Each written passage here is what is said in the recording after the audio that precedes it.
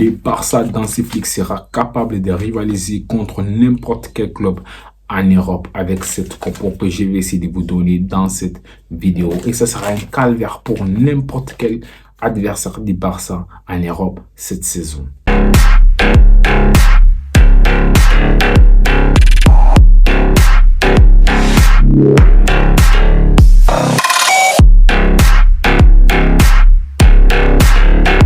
Bonsoir à tous, j'espère que tout va pour le mieux pour vous. De mon côté, ça va très bien et bienvenue sur la chaîne Soccer Time, chaîne actualité sur le football. Donc, si vous n'êtes pas encore abonné, abonnez-vous à la chaîne s'il vous plaît, ça m'aide énormément. Je vois que je suis en train d'avoir une communauté. Je vois que beaucoup de gens s'abonnent et merci beaucoup à tous ceux qui s'abonnent.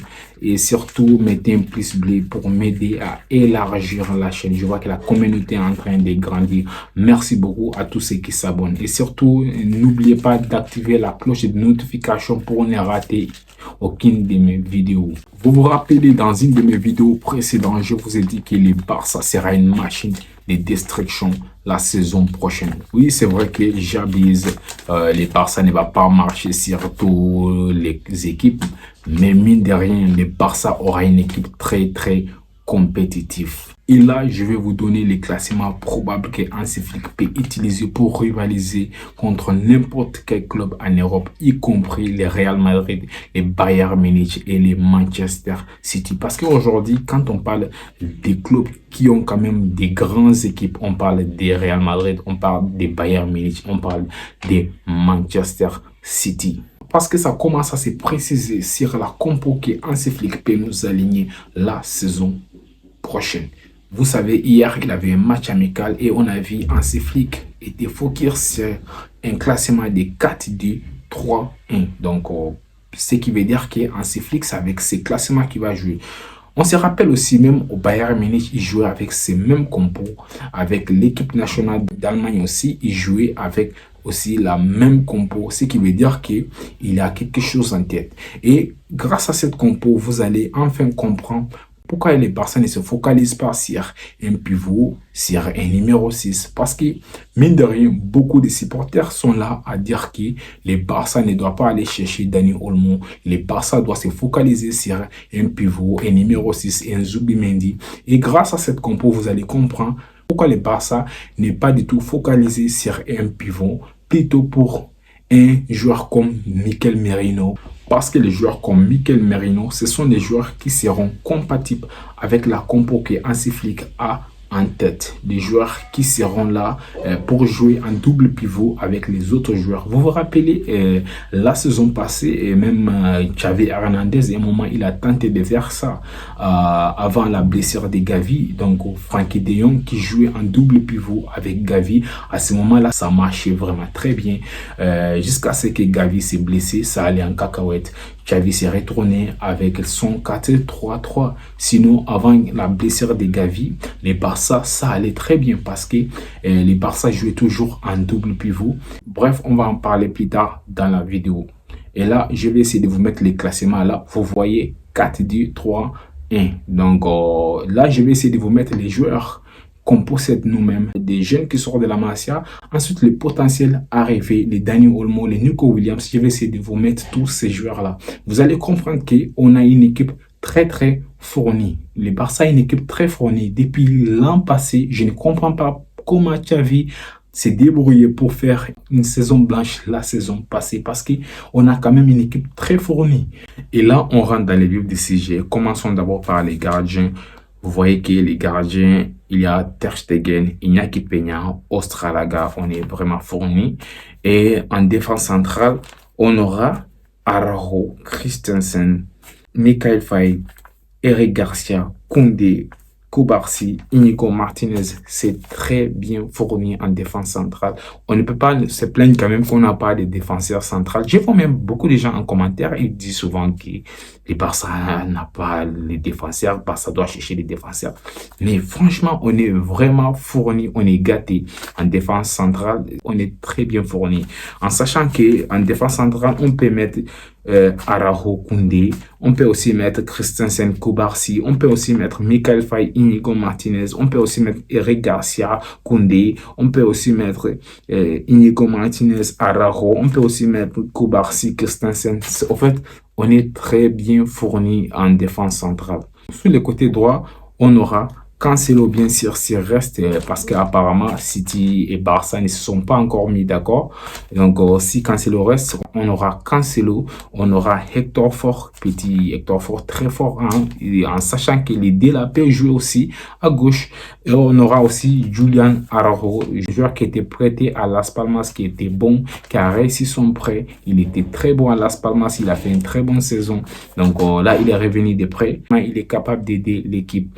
Donc, et sur le côté gauche, on aura Baldé, on aura aussi Alex Valle. Oui. Pour tous ceux qui ne connaissent pas Alex Valle, c'est un joueur qui était prêté à Levante. Il a réussi aussi son prêt. Il était bon à Levante. Il était très, très bon. J'ai vu quelques matchs de Levante. Défensivement, offensivement, les petits, il est tellement équilibré. Il est très bon, les petits. Et j'ai même peur pour Baldé là. Parce que les petits, il peut prendre la place de Baldé. Il est trop fort aussi. Sachant aussi que Hector Fort aussi est capable de jouer à gauche. Aussi en sachant que Cancelo non plus peut jouer à gauche. Donc vous voyez qu'en défense, on est très très bien fourni. Et maintenant, passons aussi au milieu de terrain. Et là-bas aussi, on est armé jusqu'aux dents.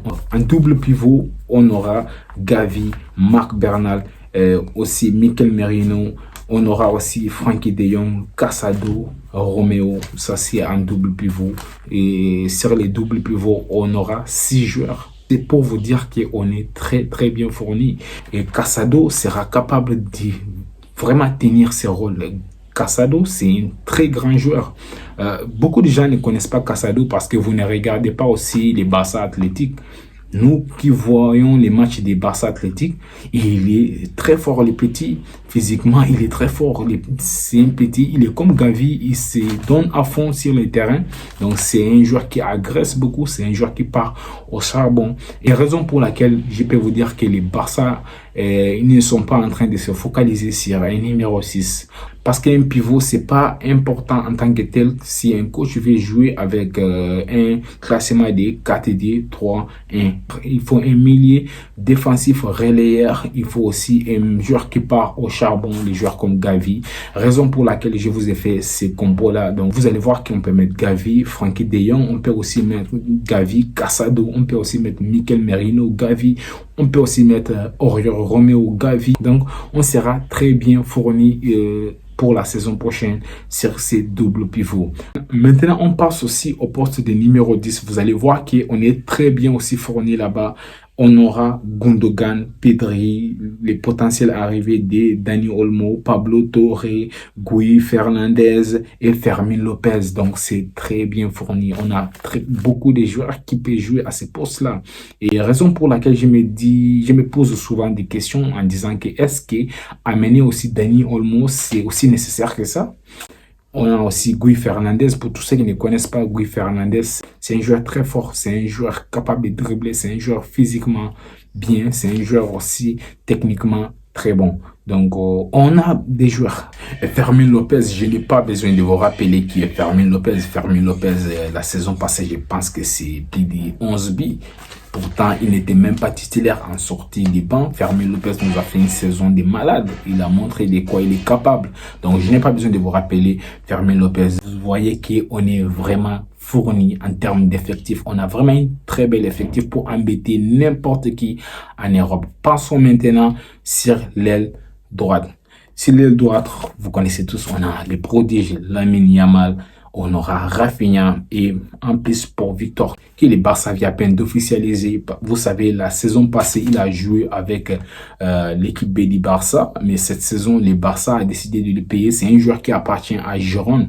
Donc, Girone qui avait prêté le Barça la saison passée. Et le Barça a décidé de payer ce joueur. Il a marqué, je pense, 20 buts. C'est un très, très bon joueur. Très bon attaquant. Il est capable aussi de jouer en pointe. Capable de remplacer Lewandowski.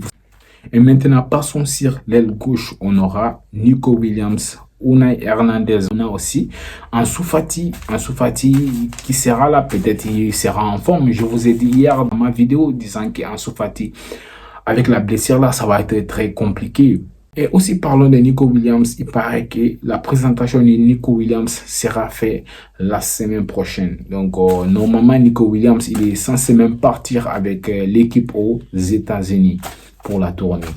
Passons maintenant en attaque, on aura Lewandowski, Ferran Torres, comme le dit Stan, et peut-être aussi Victor Roque, mais je vois que Victor Roque est sur les départs. Ça me fait vraiment mal le traitement que Victor Roque est en train de réussir à Barcelone. C'est très compliqué pour lui. Les Barça veulent l'envoyer carrément en Arabie Saoudite. Vous vous rendez compte de la dinguerie? Un joueur qui est venu même pas 6 mois au club.